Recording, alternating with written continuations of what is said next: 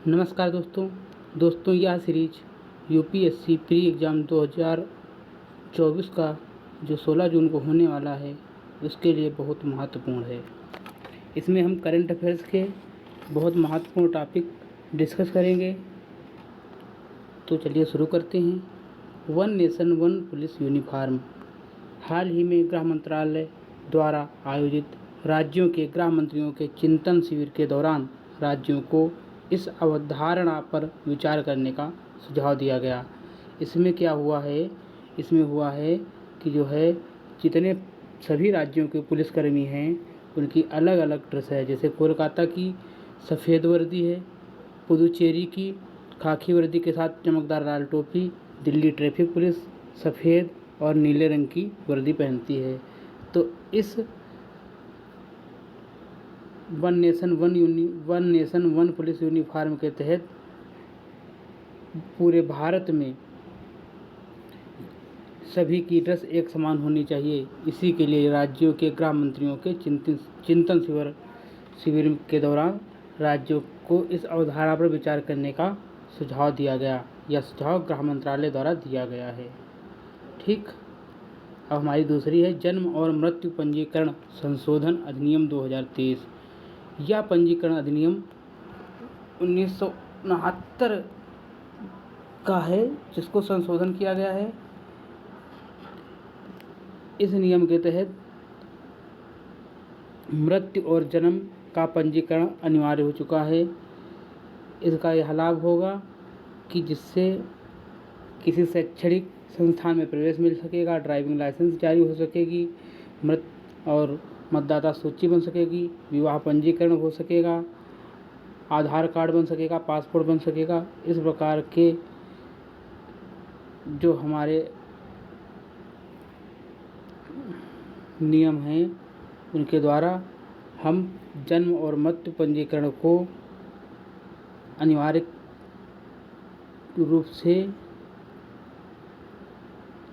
जन्म और मृत्यु पंजीकरण संशोधन अधिनियम 2023 पारित किया गया है। अब हमारा आता है अगला जस्टिस रोहिणी पैनल के निष्कर्ष।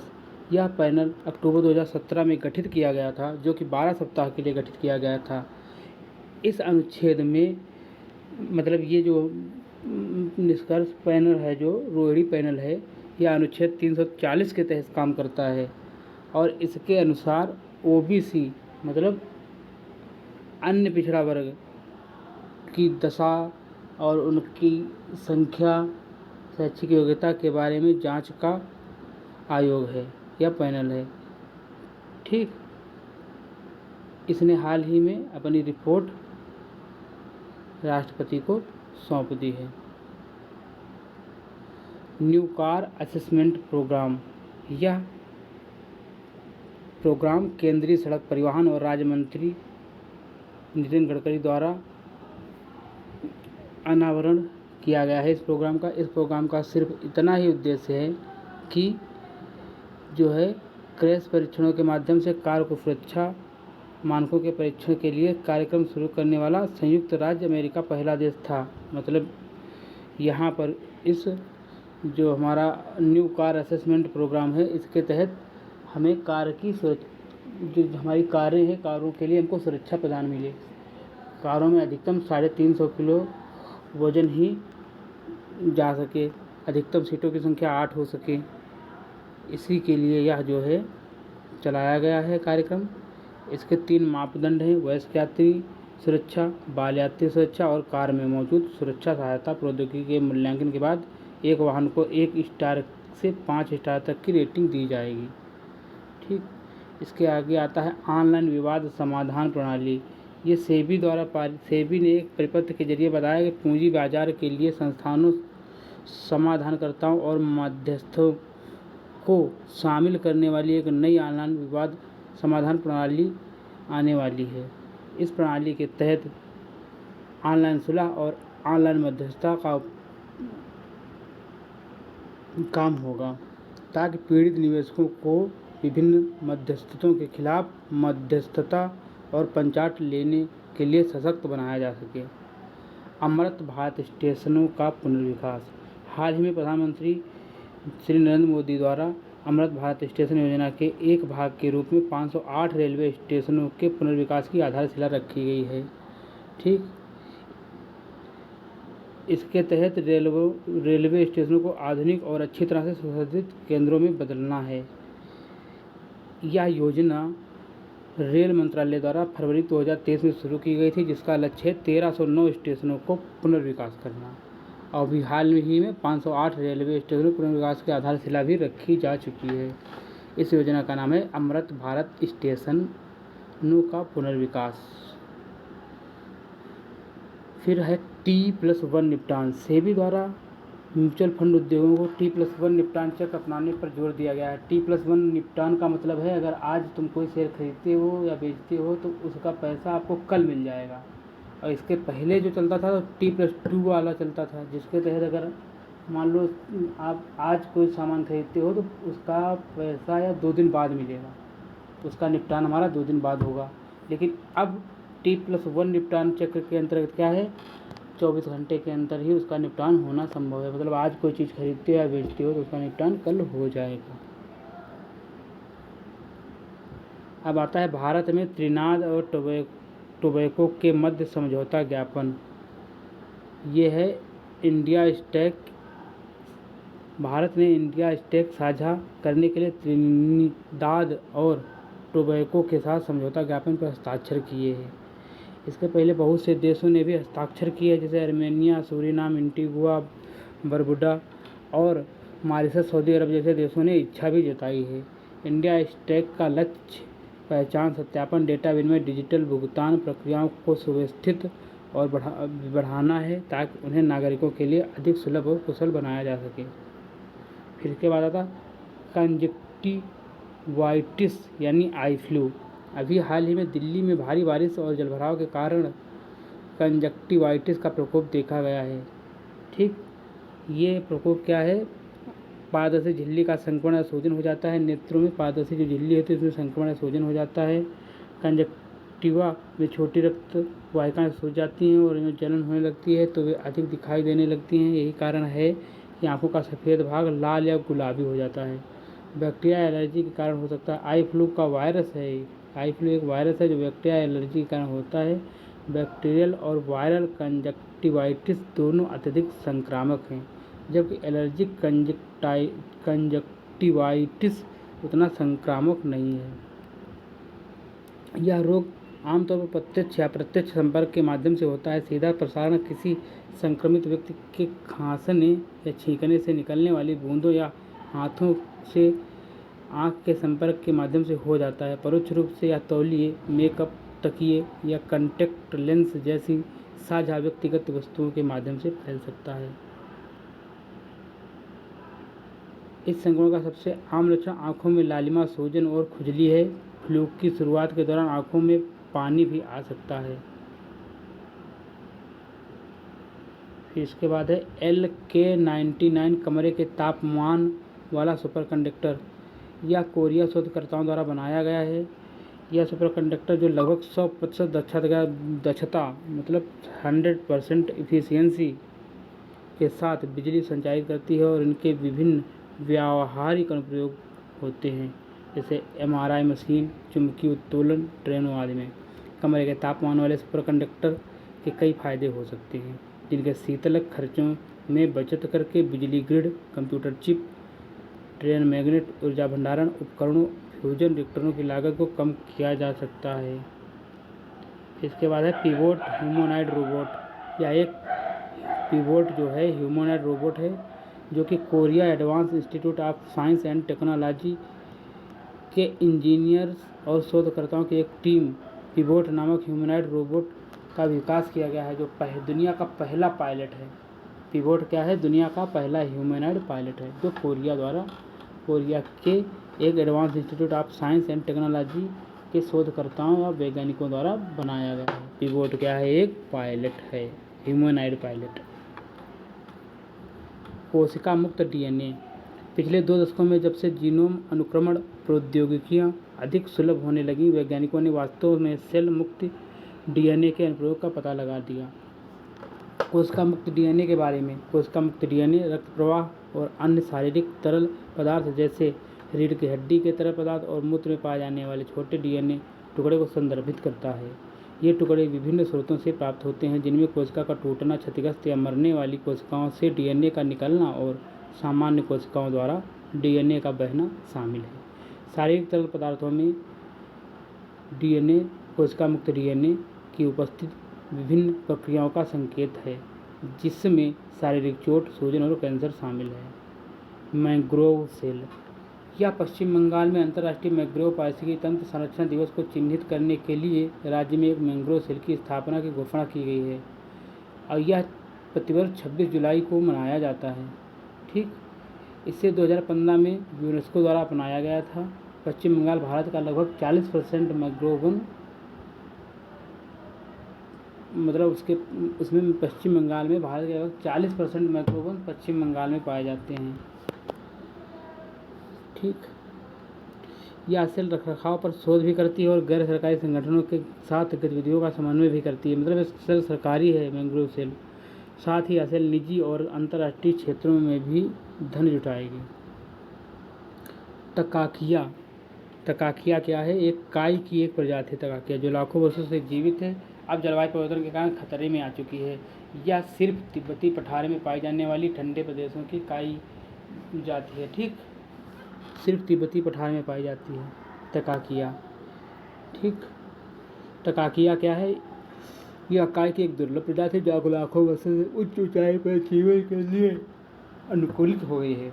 दूर से देखने पर चट्टानों पर काई या हरे शैवाल के बाद के भाग जैसा दिखता है जहाँ यह उगता है, लेकिन करीब से निरीक्षण करने पर छोटी उंगली जैसी पत्तियों की व्यवस्था के साथ यह लगभग 1 सेंटीमीटर लंबाई में पतला डर्फ दिखाई देता है। यह एक जीनस है जिसकी केवल 2 प्रजातियां हैं, टी लेपिडोजियोइड्स और टी सेराटोफिला। ये दोनों केवल तिब्बती पठार में एक साथ पाई जाती हैं, सिर्फ तिब्बती पठार में पाई जाती हैं, लिखा है। इसने ठंड, जीवन घातक यूवी विकिरण और अन्य खतरनाक स्थितियों से बचने की क्षमता विकसित की है। इस कारण 165 मिलियन वर्षों से अधिक समय से इसे आकृति विज्ञान में उल्लेखनीय परिवर्तन नहीं हुआ है।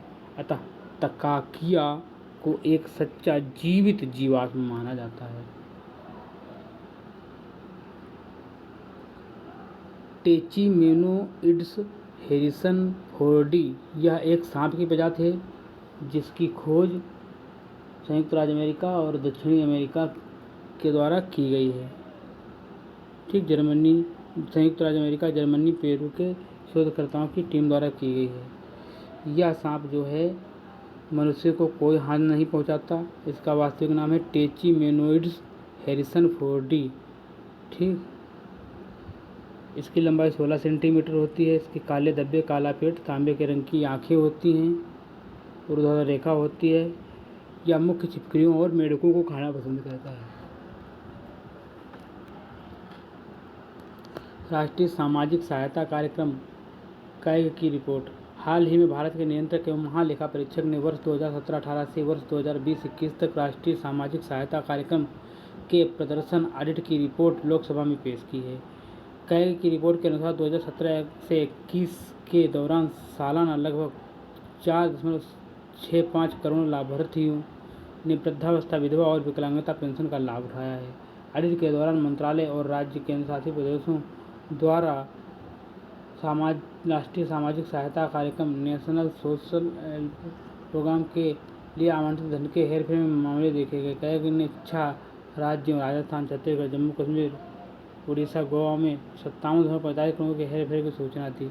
गौरतलब है कि राष्ट्रीय सामाजिक सहायता कार्यक्रम के तहत किसी राज्य, केंद्र शासित प्रदेश को कुल आवंटन में 3% निधि प्रशासनिक व्यय की अनुमति दी गई है। आदि पेरक्कू 2023। यह त्यौहार तमिल कैलेंडर वर्ष में आदि माह की 18 तारीख को जल निकायों, विशेषकर कावेरी नदी के प्रति आभार प्रकट करने के लिए मनाया जाता है। ठीक, पथिनेट्टम पेरक्कू के नाम से भी जानते हैं इसको। आदि पेरक्कू को पाथिनेट्टम पेरक्कू के नाम से भी जानते हैं। इंटरपोल ग्लोबल अकादमी नेटवर्क। CBI अकादमी इंटरपोल ग्लोबल अकादमी नेटवर्क में शामिल हो गई है। CBI मतलब केंद्रीय अन्वेषण ब्यूरो अकादमी इंटरपोल ग्लोबल अकादमी नेटवर्क में शामिल हो गई। 10वें सदस्य के रूप में सदस्यता ग्रहण भी कर ली है CBI ने। यह कदम अकादमी की वैश्विक भागीदारी को बढ़ाता है। अंतर्राष्ट्रीय कानून प्रवर्तक संस्थानों के साथ CBI अकादमी का जुड़ाव संयुक्त प्रशिक्षण कार्यक्रम और अनुसंधानों के विकास व वितरण का मार्ग प्रशस्त करता है। इसके बाद बायाकुला रेलवे स्टेशन। महाराष्ट्र में स्थित 159 वर्ष पुराने बायाकुला रेलवे स्टेशन को UNESCO Asia Pacific culture heritage award से सम्मानित किया गया है। पारकाचकी ग्लेशियर। लद्दाख के पारकाचकी ग्लेशियर के आसपास 3 ग्लेशियर झीलों के निर्माण की संभावना जताई गई है। यह ग्लेशियर सुरु नदी घाटी के सबसे बड़े गलियारों ग्लेशियरों में से एक है। जैसलमेर। राजस्थान के जैसलमेर में लंबी गर्दन वाले पौधे खाने वाले डाइक्रोसॉराइड डायनासोर के सबसे पुराने जीवाश्म अवशेषों की खोज की गई। ये नई प्रजाति के डायनासोर के जीवाश्म करीब 167 मिलियन वर्ष पुराने हैं। आदिचनल्लूर तमिलनाडु के थूथुकुडी जिले के आदिचनल्लूर में तमिल सभ्यता की कलाकृतियों को संदर्भित करने के लिए एक संग्रहालय की स्थापना की है। पोंग बांध। हिमाचल प्रदेश के कांगड़ा जिले में वर्षा के कारण ब्यास नदी पर बने पोंग बांध में जलस्तर में व्यापक वृद्धि दर्ज की गई है। पेन स्मारक प्रोजेक्ट। तमिलनाडु सरकार द्वारा चेन्नई में मरीना तट में 360 मीटर दूर बंगाल की खाड़ी में पेन स्मारक प्रस्तावित किया गया है। तमिलनाडु सरकार द्वारा चेन्नई में मरीना तट पर। शिमला। हाल ही में हिमाचल प्रदेश की राजधानी शिमला में भारी वर्षा एवं भूस्खलन की घटनाएं देखी हैं। शिमला हिमाचल प्रदेश में जम्मू उत्तर प्रदेश, जम्मू कश्मीर एवं लद्दाख, पश्चिम बंगाल, दक्षिण पश्चिम में पंजाब, दक्षिण पूर्व में उत्तराखंड और पूर्व में तिब्बत से सीमा साझा करता है। दगडू सेठ मंदिर। प्रधानमंत्री द्वारा महाराष्ट्र के पुणे में स्थित दगडू सेठ मंदिर का दौरा किया गया। पुणे के लोग इसे गौरव का प्रतीक मानते हैं। नाइजर। हाल ही में अफ्रीकी देश नाइजर में सेना द्वारा तख्ता पलट किया गया। यह एक भू आबद्ध देश है जिसकी सीमा 7 देशों से माली, अल्जीरिया, लीबिया, चाड, नाइजर, बेनिन और बुर्किना फासो से मिलती हैं। इसका नाम नाइजर नदी के नाम पर पड़ा है। कोकोकस द्वीप। भारतीय विमानों ने ऑस्ट्रेलिया के रणनीतिक कोकोकस द्वीप समूह का दौरा किया। बहुत अच्छा। यह द्वीप समूह 2 एटोल और 27 प्रवाल द्वीपों से मिलकर बना है। जोहान्सबर्ग। हाल ही में दक्षिण अफ्रीका के सबसे बड़े शहर जोहान्सबर्ग में ब्रिक्स देशों की 15वीं बैठक संपन्न हुई। उत्तरी सागर। ब्रिटेन द्वारा उत्तरी सागर में जीवाश्म ईंधन की ड्रिलिंग की योजना बनाई जा रही है। उत्तरी सागर Great Britain, Denmark, Norway, Germany, Netherlands, Belgium और फ्रांस के बीच स्थित है। होन्शु द्वीप। जापान के फुकुशिमा परमाणु संयंत्र से अपशिष्ट जल को प्रशांत महासागर में छोड़ना प्रारंभ कर दिया है। इसी तरीके से और वीडियो बनाएंगे जो कि UPSC प्री 2024 की 16 जून की परीक्षा के लिए महत्वपूर्ण होंगे। धन्यवाद।